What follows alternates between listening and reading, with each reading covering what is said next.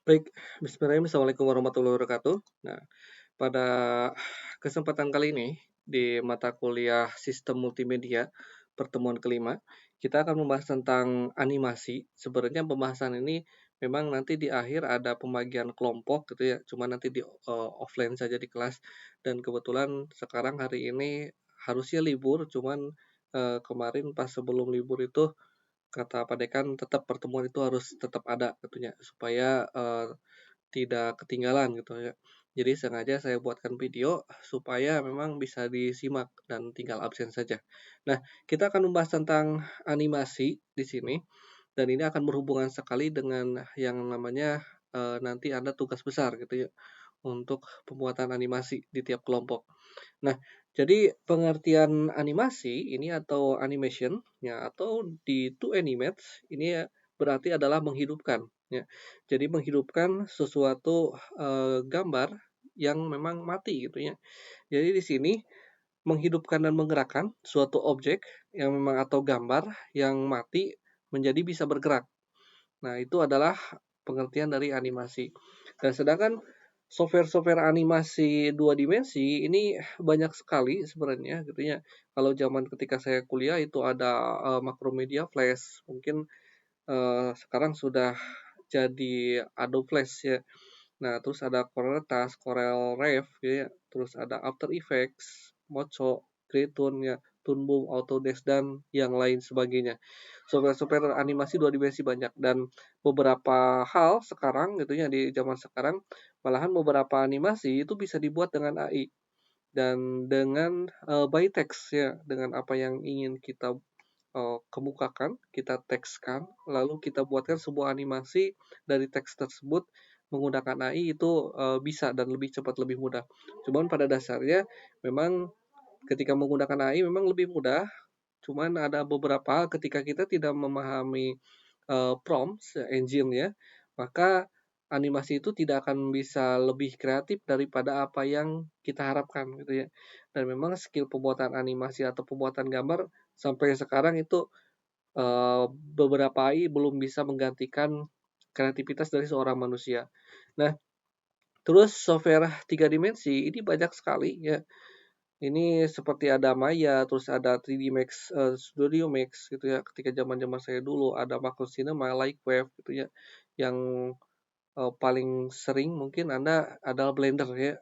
Nah, ini banyak ya dan beberapa software tiga dimensi ini ada yang dinamakan Eee, Unreal Engine 5 itu sering dipakai di beberapa perusahaan-perusahaan besar, entah itu perusahaan animasi gitu ya, seperti atau perusahaan, game ya, sekelas Tencent itu kebanyakan mereka menggunakan Unreal Engine 5. Nah, mungkin kedepannya ada Engine naik naik gitu ya, dan segala macam gitu, Seven dan segala macam. Nah, ini software-software 3 dimensi gitu ya. Memang kalau untuk software 3 dimensi biasanya memang membutuhkan spek komputer yang lebih tinggi daripada software 2 dimensi. Karena di sini akan berhubungan dengan yang namanya grafik ya. Nah, semakin detail suatu grafik di sini ya maka membutuhkan sumber daya komputer yang lebih bagus lagi supaya si animasi 3 dimensi ini lebih halus, lebih nyata di sini. Nah, terus apa saja teknik animasi? Nah, di sini ada beberapa jenis teknik animasi. Jadi dalam suatu langkah ya loncatan, ketika gambar ini gambar sebuah anjing gitu ya melakukan loncatan. Nah, dibuatlah 8 gambar. Ya, ada atau 8 frame di sini. Maka teknik frame ini atau frame animation ini adalah sebuah teknik animasi yang dilakukan dalam bentuk gambar. Nah, menjadikan gambar tersebut berbeda setiap frame-nya, setiap langkah-langkahnya. Semakin banyak frame, itu gerakannya akan semakin halus, semakin nyata gitu ya. Nah, terus ada teknik animasi dari twinning. Nah, kalau twinning ini agak berbeda dengan yang namanya frame. Jadi teknik twinning ini yaitu teknik animasi di mana proses animasi ini dilakukan untuk menentukan posisi frame. Ya. Biasanya menggunakan tanda panah ya dan diperuntukkan untuk beberapa software komputer. Kalau yang tadi untuk frame itu dari uh, bukan untuk komputer saja, seperti komputer untuk, beberapa animasi jadul zaman dulu gitu ya, untuk Mickey Mouse, atau Donald Bebek menggunakan animasi, menggunakan frame-frame kertas ya, stop motion, maka itu bisa. Tapi kalau untuk, animasi twinning itu biasanya menggunakan komputer, gitu. Nah, jadi kemudian ini mengerjakan animasi frame-frame, sisanya akan berbeda di antara satu posisi awal dengan posisi lain. Jadi, kalau untuk animasi twinning ini tidak perlu menggambarkan banyak jenis gambar gitu ya. Cuma satu jenis gambar cuman digeser sedikit-sedikit gitu ya, atau kalau di beberapa software itu cuman dikasih tanda panah maka akan bergeser sesuai dengan, arah tanda panahnya. Nah, terus ada, squash atau stretch. Nah, di sini biasanya untuk squash ini adalah memberikan sentuhan, kelenturan ya, seolah-olah ini seperti, material karet gitu ya. Nah, jadi pada suatu bentuk tertentu sesuai dengan karakter materialnya, ya maka prinsip animasi square stretch ini diperuntukkan bolanya itu, berbeda bentuk ya. Jadi contohnya dalam pantulan bola yang paling atas di sini, nah itu bolanya memantul. Nah, cuman itu seolah-olah bolanya terbuat dari, kelereng gitu ya. Yang memang ketika mantul itu tidak berubah bentuknya. Tapi ketika bolanya karet menggunakan squash dan stretch, maka bola tersebut ketika dilemparkan itu akan bentuknya akan berbeda, seolah-olah dengan kecepatan yang tinggi gitu ya. Ketika memantul, maka beda lagi berbentuk oval gitu. Nah, itu adalah squash. Jadi seolah-olah ilmu fisika di sini membuat animasi itu seperti nyata ya. Nah, terus ada anticipation. Nah, anticipation ini lebih kepada gaya gitu ya, kuda-kuda gitu. Jadi gerakan ancang-ancang ketika hendak melakukan gerakan utama, contohnya anticipation mengayun atau memukul ya, atau melempar bola bowling yang paling bawah. Jadi ini lebih kepada gaya awalan gitu, anticipation. Nah, terus ada staging. Nah, staging di sini jadi biasanya mengatur posisi pemain. Jadi ketika Anda membuat animasi, rata-rata animasi itu, yang baru pertama buat animasi, itu orangnya itu wajahnya menghadap ke depan semua, ya. Jadi ketika ngobrol itu seolah-olah seperti orang penyiar televisi, menyiar penyiar berita gitu ya. Nah, padahal pada dasarnya, ketika kita ngobrol biasanya berhadapan-hadapan, ya, antara mata ke mata. Tapi ketika dalam sebuah video, maka dalam posisi staging itu lebih agak miring. Jadi si wajahnya itu harus tetap kelihatan di kamera. Tidak boleh saling tatap-tatapan ke mata atau tidak boleh mata itu menghadap ke kamera gitu ya. Jadi harus agak miring di sini. Jadi ada yang staging yang jelek dan ada staging yang bagus yang di atas ini. Jadi staging ini mengatur pemain adalah agar panggung sebagai bidang frame, pandangan posisi penonton ini terisi dengan komposisi yang baik ya. Jadi lebih proporsional, lebih enak dilihat ya. Apakah dia sedang ngobrol seperti wajahnya atau mimik wajahnya sedang bergerak atau tidak gitu ya. Dan memang ini akan lebih komunikatif ya, sehingga penonton ini tidak terlalu lelah menyimak cerita dan merasa terlibat di sana. Ya. Ini yang staging gitu. Nah, terus ada strike ahead and push to force. Nah, di sini penentuan posisi atau gambar key ya, ini animasi atau in between key animation hanya menentukan posisi arah gerak. Sedangkan in between jarak 2 titik dari gerak 1 detik ke gerak yang lain gitu ya. Ini agak berbeda gitu ya. Contohnya, seseorang ketika berjalan. Nah, ketika berjalan itu otomatis kakinya itu berbeda, tapi posisi tangan juga akan berbeda. Nah, berbeda pula kalau berjalan dari yang jauh ya ke yang dekat. Maka ada istilah dari pekecilan sampai ke besar gitu ya. Nah, terus staging head di sini biasanya seolah-olah ya memang seperti nyata, bukan cuman kaki saja yang gerak, tapi hampir keseluruhan gitu ya. Jadi 2 titiknya hampir keseluruhan. Jadi contohnya ketika jalan itu kepalanya gerak nggak? Nah, kalau kecuali ayam gitu ya, kalau ayam itu seperti, pakai apa, pakai OIS gitu ya, atau pakai gimbal, jadi tidak akan gerak. Tapi kalau manusia ketika berjalan atau berlari menggunakan kameranya dan kamera itu tidak ada voice biasanya bergetar. Nah, maka dua titik kepala juga harus beda-beda ya, langkahnya itu harus naik turun di sini ya. Nah, terus perspektif kalau yang dari yang kecil ke yang besar juga sama, itu harus agak berbeda, semakin jauh semakin kecil, semakin dekat semakin besar. Nah, jadi membuat, sebuah animasi itu tidak satu gambar ya, atau gerakan tangan yang dan kaki saja yang berbeda, tapi ada beberapa dua titik yang berbeda juga gitu ya. Jadi posisinya itu naik turun gitu, contoh yang paling tengah itu adalah kepala naik turun. Nah, terus ada strike ahead di sini, strike ahead seperti, yang tadi disebutkan, kepalanya itu naik turun ketika mengambil ekor kucing gitu ya.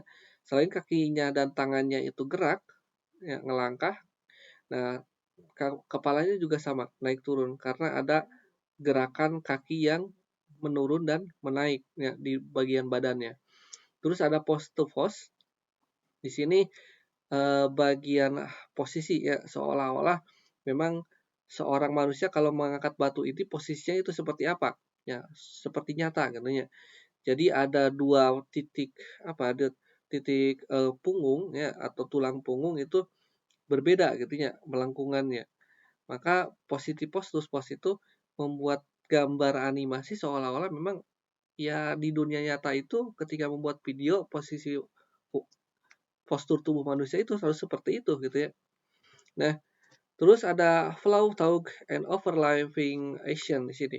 Nah, berbeda dengan yang tadi, kalau yang tadi itu lebih kepada posisi tubuh, kalau yang ini lebih kepada bagian yang tersambung dari yang tubuh gitu ya.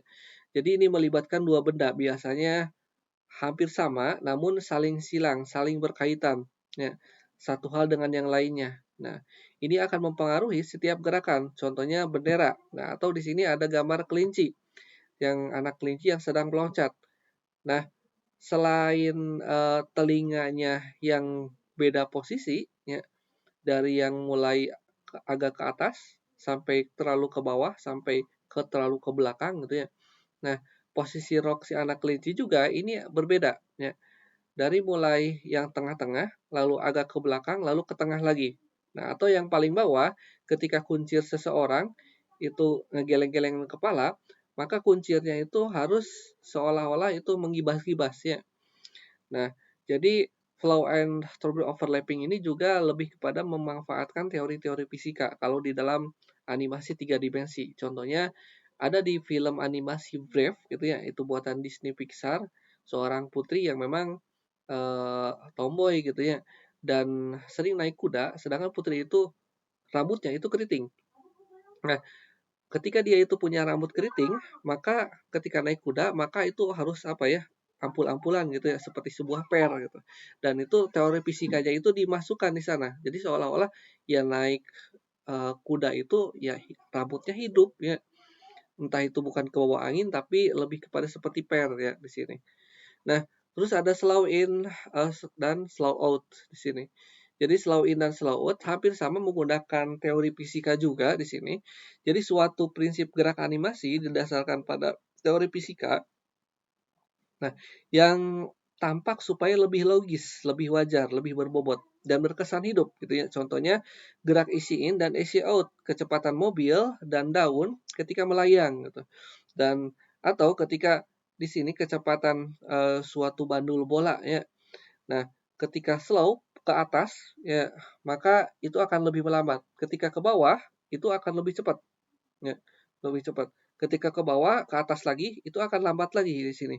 Itu adalah slow in dan slow out dan itu sama ya seperti sebuah ayunan gitu ya. Nah, terus ada arch. Nah, di sini arch ini adalah gerakan melengkung agar tidak tampak menjadi kaku. Nah, gerakan ini setiap karakter animasi ini selalu melengkung. Ya. Jadi tidak mungkin 90 derajat ya. Nah, gerakan melengkung atau sebuah mobil berkelok ya atau sebuah kelereng yang dilemparkan itu dalam garis lengkung, tidak dalam garis lancip gitu ya. Supaya apa? Supaya memang ya pada dasarnya dalam dunia nyata itu seperti itu gerakannya, lebih halus gitu ya lengkungannya.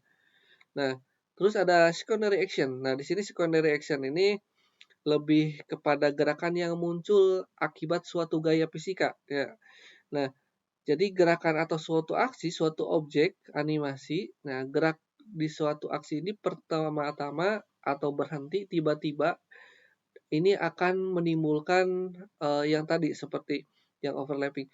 Nah, secondary ini bukan bagian dari tubuh otomatisnya. Contohnya, di dalam secondary action ini adalah setelah memukul atau setelah meloncat di sini. Ada, topi kupluk nih ya, topi Natal di sini. Ketika ngeloncat, topinya agak ke bawah. Nah, terus nomor 3 itu agak ke atas, ya. Nomor 4 ketika turun ke bawah, itu ngampul si topinya.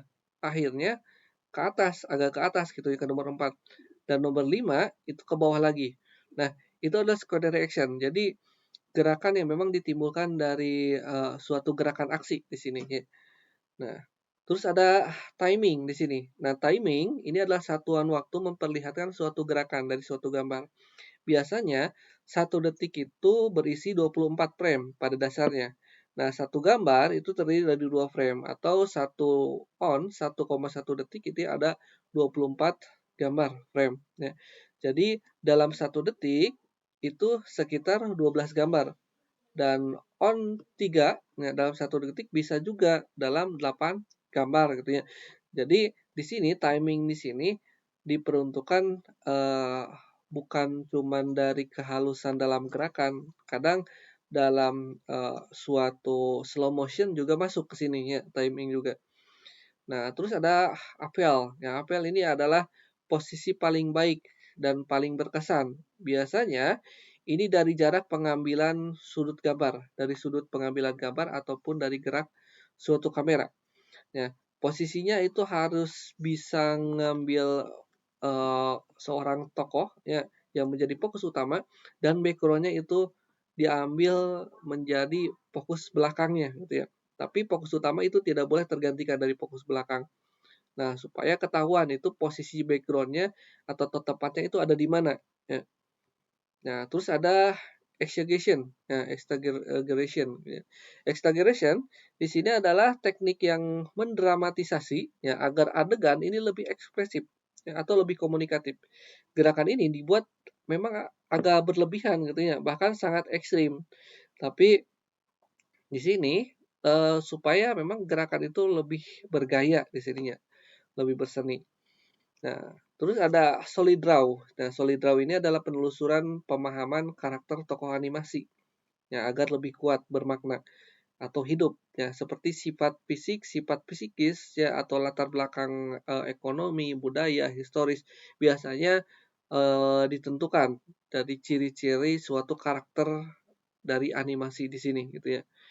Nah, biasanya posisi-posisinya itu berbeda. Contoh lucu-lucuan, maka ya mungkin tidak usah terlalu kaku gitu ya. Tapi kalau seolah-olah seperti contoh film Dragon Ball itu agak lebih kaku, ya itu akan menunjukkan gambarnya itu lebih bertenaga di sini ya. Tapi kalau gambar-gambar animasi kartun memang agak lebih lunak karena memang itu untuk lucu-lucuan ya.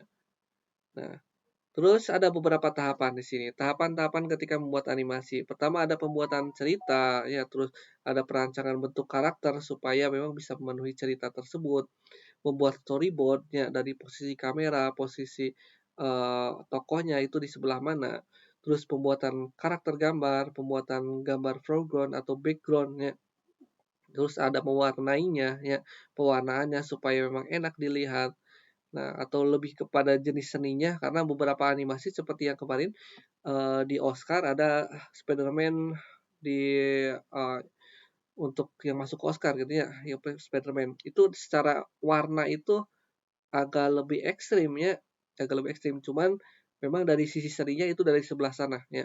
Ada lebih animasi patah-patah, kaku gitu ya. Cuman memang dari tahapan pewarnanya itu ya memang seperti itu ya. Nah, beda dengan Studio Ghibli ya, dari kalau animasi Studio Ghibli itu lebih, atraktif, lebih apa ya, lebih kepada nuansa alamnya itu lebih enak dilihatnya. Tapi kalau untuk, Spider-Man yang kemarin masuk Oscar gitu ya, tapi kalau yang menang memang Ghibli ya. Nah, kalau yang Spider-Man itu lebih posisi seninya gitu ya, orang-orang yang tahu tahu seninya itu bagaimana pewarnaan animasi atau gaya seninya itu seperti apa. Nah, terus, ada pembuatan animasi atau objek karakter foreground atau background di sini, ada pembuatan animasi efeknya, spesial efeknya. Nah, terus ada pencarian data atau dubbing-nya ketika selesainya, dan ada sinkronisasi animasi dan konversi ke VCD ya, atau ke dalam konversi dalam format video. Nah, pertama apa yang harus diperhatikan ketika membuat storyboard? Pertama ada scene ya, terus ini, tahapan ketiap tahapan atau sebuah cerita, ada setting, tempatnya, kejadiannya itu di mana. Terus ada jumlah frame-nya di sini. Nah, dalam storyboard ini ada beberapa cara. Nah, ada yang menggambarkan bentuk comic strip, ya, ada yang menggambarkan storyboard itu, simbol dari posisi ke posisi, ya. Nah, atau, menggunakan tanda panah di sini untuk storyboard di sini ya. Nah, terus storyboard ini, dalam strip atau scene ya, ini contohnya tampak seorang petugas mengawasi area ya, atau, tampak memaksakan untuk diri tetap terjaga. Nah, close-nya posisinya itu close kamera. Terus instrumennya musik atau mungkin juga suara jangkrik ya ketika menjaga di tengah malam. Terus ada, keterangan di sini. Nah, di bawah ini sekelompok burung ya, sekelompok burung sedang bertengger di ranting pohon. Nah, ada benda bergeraknya dan instrumennya ini musik, lebih kepada ke kartun-kartunan. Nah, terus ada juga scene yang berbeda. Ini akan menunjukkan seolah-olah, eee, dalam pagi yang cerah dan segar ya. Nah, ada juga ini menunjukkan beberapa hewan gitu. Ini storyboard-nya. Nah, ini akan memberikan efek ya, atau memberikan seolah-olah animasi itu harus bagaimana ya. Ini untuk storyboard. Jadi lebih kepada gambaran ya di sini. Nah, terus teknik menggambar bitmap. Nah, barulah biasanya beberapa software ya, ini sering dibuatkan dalam Photoshop juga sebenarnya bisa ya, atau di program, Illustrator atau yang software-software yang lain itu bisa. Nah, jadi teknik pertama ini menggunakan pensil, kalau seorang mangaka itu biasanya seperti itu, terus menggunakan kertas penggaris, lalu di-scan ya, ketika di-scan baru media kertasnya itu barulah dibuat teknik khusus atau kemampuan yang memang dibutuhkan seorang imajinasinya dalam bentukan coretan-coretan. Nah, setelah gambar kertas atau media kertas, ini kemudian melakukan tahapan selanjutnya atau masukkan gambar ke dalam komputer atau scanner dan digunakanlah penghalusan ya di sini. Nah, ini untuk gambaran yang tadi ya. Nah, ini untuk background ya, gerakan ketika jalan-jalan di pagi hari contohnya. Nah, ini ada beberapa gambaran untuk hewan yang ada di laut. Nah, ini sama di bawahnya ada beberapa frame ya. Nah, ini ada gambaran untuk seseorang, di atasnya itu storyboard, yang bawah itu adalah gambar asli untuk animasi, geraknya harus sama seperti storyboard. Nah, terus apa saja yang harus diperhatikan ketika membuat animasi? Pertama, ide cerita. Nah, yang kedua sinopsis, ya, itu jalan ceritanya. Terus ada storyline, ya, tahapan ceritanya. Terus ada skenario, itu yang harus dibuat, ya, teksnya, dan storyboard yang tadi. Nah, terus tugas kelompok. Nah, ini yang dibahas untuk harusnya nanti di offline akan dibahas lagi. Nah, tugas kelompoknya adalah buatlah animasi orisinil buatan sendiri bertema bisa tentang pariwisata di Majalengka, bisa juga iklan produk ya, atau seni budaya, edukasi ketertiban wilayah, kesehatan atau pendidikan, ya, pangan, energi, pertahanan, keamanan dan kebencanaan atau ekonomi go green dan yang lainnya. Nah, tahapannya di sini setiap kelompok otomatis harus berbeda-beda temanya yang tadi. Terus pertemuan ke-6 nanti akan dikumpulkan konsepnya ya, dan pertemuan ke-7 ini kita akan buat storyboard-nya ya sebelum UTS. Storyboard itu tidak harus bagus, tapi konsepnya itu harus sama ya. Dengan nanti asli itu harus sama penerapannya. Dan dikumpulkan pas pertemuan ke-14 sebelum UAS, nanti dipresentasikan ya di sini. Ada kemungkinan ditonton untuk setiap kelas ya di sini. Jadi ada pemutaran secara bersama-sama. Nah, baik sampai di sini. Terima kasih atas perhatiannya. Saya tutup. Wabillahi taufiq hidayah. Wassalamualaikum warahmatullahi wabarakatuh.